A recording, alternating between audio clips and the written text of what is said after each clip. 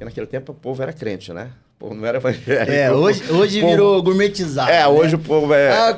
Hoje o povo é gospel, é evangélico. Hoje virou uma religião. É. Deixou de ser um estilo de vida, o cristianismo, e se transformou numa religião. A gente usava... O cara diz que é evangélico, gospel e dança funk. Hoje tá bem gourmet o negócio. Mas, gourmet, assim, não era crente igual era antes. Não, mas a gente tinha o nome de crente, né? A gente era chamado de crente. A gente passava na rua e a gente era criticado, né? Apontado, aleluia, irmão! E tal, até porque as igrejas eram muito pequenas, né? Sim. Não existiam as grandes igrejas. E né? muito mais barulhenta que são hoje. Bem mais barulhentas, né? O movimento pentecostal foi muito forte, né? Falando de 45, 50 anos atrás, o movimento pentecostal era tremendo, né? E ele chegou e falou pra minha mãe, não, é que agora eu sou crente. Aí minha mãe, não acredito. Não, eu sou crente e tal. E... minha mãe, não pode ser, você é uma pessoa tão influente na tua área e tal. E ele disse, não, eu vim aqui porque Deus me falou para eu vir convidar você para ir um culto da minha igreja com a tua família. Aí minha mãe, não vou, e ele não vai. E aí chegou um momento, e minha mãe conta que ele diz assim, que ela uma vez contou para mim, que ele diz assim, você não vai porque você tem medo. Aí mexeu com o coração. Você não vai na igreja porque você tem medo. Aí ela, poxa, que é isso? Você quer ter medo de ir na igreja? Ela disse, não, pois eu vou. Eu não tenho medo. Não tenho medo de nada. Rapaz. Aí nós fomos, primeiro culto, né? Eu lembro desse culto. Embora eu fosse muito criança, mas eu lembro. Eu e minhas irmãs, eu tinha 2 irmãs nessa época. Minha irmã mais nova ainda não havia nascido. E nós fomos, e eu lembro, pastor, quando nós chegamos na igreja, como minha mãe era muito conhecida no bairro, a Assembleia de Deus, quando nós chegamos, as pessoas olhavam assim para nós assim. Foi um choque. Foi um choque. E quando nós entramos, as pessoas desocuparam o banco, porque era banco, né? Era cadeira. As pessoas desocuparam. Banco de madeira, né? As pessoas... Não, e minha mãe não quis ficar lá atrás. Ela quis ficar lá na frente. Afrontosa, ela vai lá. Então e o povo desocupou o banco. O povo saiu. O banco era para 6. Ninguém queria ficar com a gente. Tinha medo. E é um negócio muito interessante. Vou sair aqui um pouquinho. Fica à vontade. É um negócio muito interessante que eu fui missionário no Chile muitos anos, né? E eu tinha um trabalho no Chile, pastor, que eu fazia a cada 15 dias. A cada 15 dias. Eu juntava os homens casados da igreja, só homens casados, né? Santiago tem alguns bairros muito violentos, de muita droga e de muita prostituição. Existem grandes avenidas que a gente não vê aqui em Curitiba, mas assim, em Santiago existem grandes avenidas famosas onde se colocam muitos travestis e muitas prostitutas. Mas assim, não em avenidas em bairros escondidos. Avenidas importantes. Então, a gente fazia um evangelismo sexta-noite, que a gente começava meia-noite e ia até 3, 4 da manhã. A gente ia com as esposas para a igreja, as esposas ficavam orando na igreja. Intercessão. E nós saíamos os homens. E como lá é muito frio, a gente levava assim, café, chá, café com leite, achocolatado, né? Um chocolate quente, preparava sanduíche. E a gente ia na madrugada. E a gente ia evangelizar nos bairros violentos. A gente ia mesmo para evangelizar os traficantes, a gente ia na boca de fumo, a gente ia nas avenidas de prostituição e a gente ia pregar o evangelho para essas pessoas. A gente tinha uma roupa padrão, uniformizamos os homens, assim, a gente chegava a parecer polícia federal à noite, né? Tanto é que a gente, eu conto que a gente encontrava às vezes a polícia à noite, fazendo ronda, e como a gente já tinha um trabalho bem consolidado, bem conhecido, e eu cheguei a ser um pastor bem conhecido na minha região, a polícia, quando encontrava a gente à noite, dizia, pastor, tudo bem? Me parava.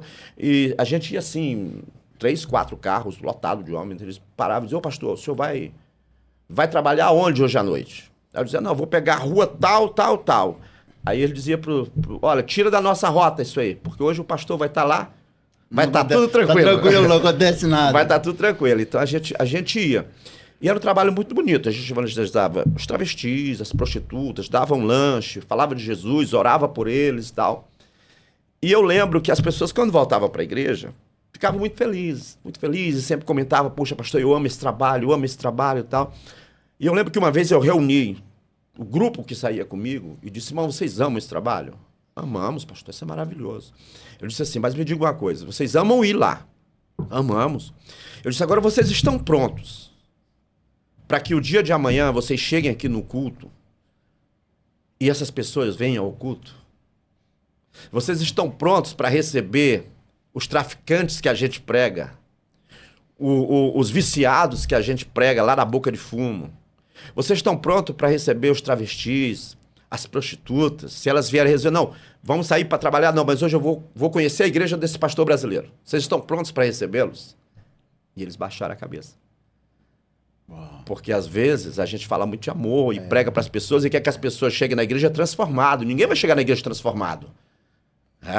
As pessoas vão chegar no estado que vem do mundo e elas vão congregar. E a transformação na vida delas, quem vai fazer é o Espírito de Deus. Sim. E não cabe a nós julgar, nem pressionar o tempo em que Deus vai levar para fazer a obra na vida de cada um.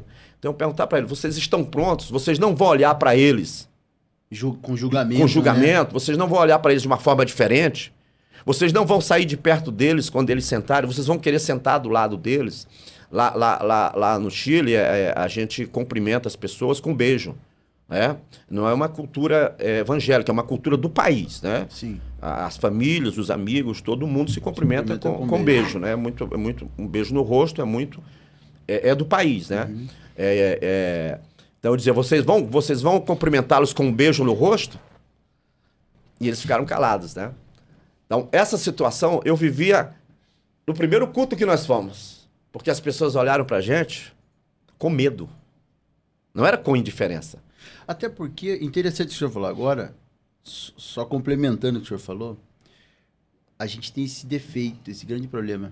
A gente esquece que um dia a gente também entrou na igreja virado. Exatamente. As pessoas não entendem, esquecem, porque é muito bonito olhar a gente arrumadinho lá na igreja, participando do culto, com a mãozinha levantada, olho fechado, e alguém que entra em uma condição que a gente julga que não poderia entrar na igreja, a gente esquece que a gente entrou na igreja um dia do mesmo jeito. Eu vivi isso literalmente. E graças a alguém que teve esse coração de receber a gente tá ali hoje. Então, eu vivi essa experiência na pele, da gente entrar e ver as pessoas, e a rejeição e o medo pela pessoa da minha mãe. Quem era. Não só uma rejeição, mas um medo. Então, tem pessoas que hoje entram na igreja e não voltam, porque se sentem rejeitados. Sim. Porque por causa da sua condição, da sua roupa, e isso tem que melhorar muito. Esse é algo que a igreja tem que aprender. Tem que mudar muito. A melhorar. Porque o nosso exemplo é Cristo. Né? E esse povo era o povo que Cristo andava no meio deles, sentava com eles, comia com eles. E era julgado por isso. Ele se assenta à mesa com beberrão, ele se assenta à mesa com prostitutas. Ele era julgado por isso. E a igreja não consegue ser o reflexo de Cristo em muitas coisas. Né, a igreja precisa viver o que é essa igreja.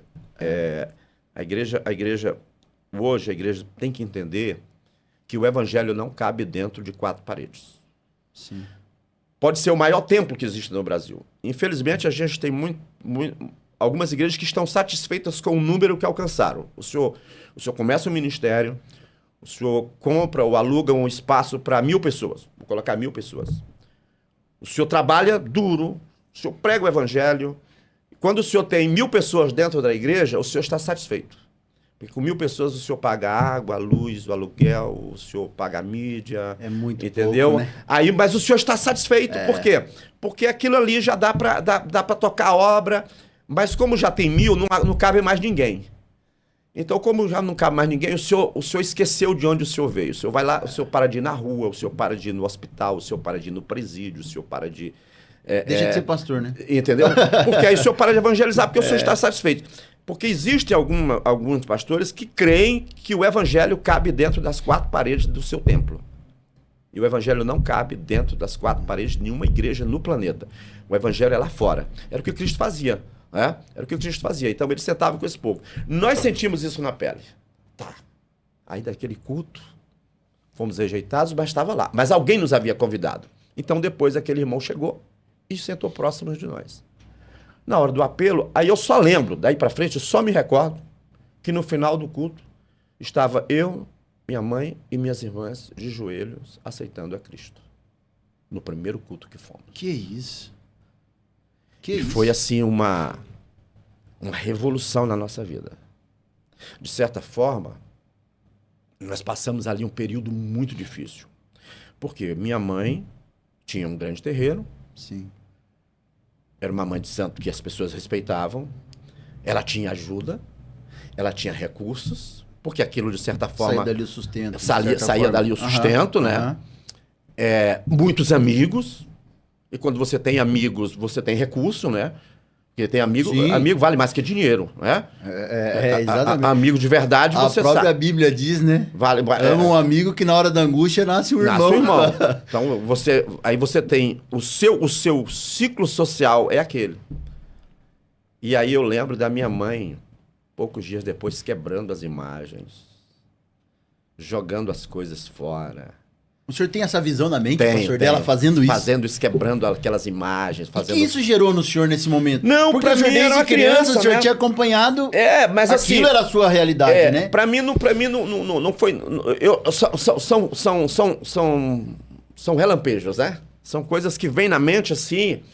Aí eu vou lembrar dela lá no nosso quintal, no espaço da casa que a gente tinha, atrás da casa, ela jogando aquele monte de coisa. Aí eu lembro que esse irmão veio e ajudou ela a tirar as coisas de dentro, tal. Mas aí veio um período muito difícil da nossa vida, que foi um período de muita necessidade econômica.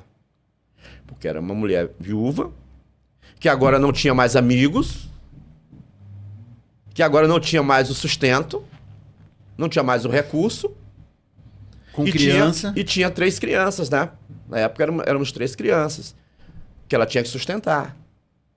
Então, eu lembro que a família da minha mãe julgou muito ela. Se afastaram dela, minhas tias, minha avó, porque começaram a julgar que ela havia jogado fora o que sustentava os netos, o que sustentava os sobrinhos.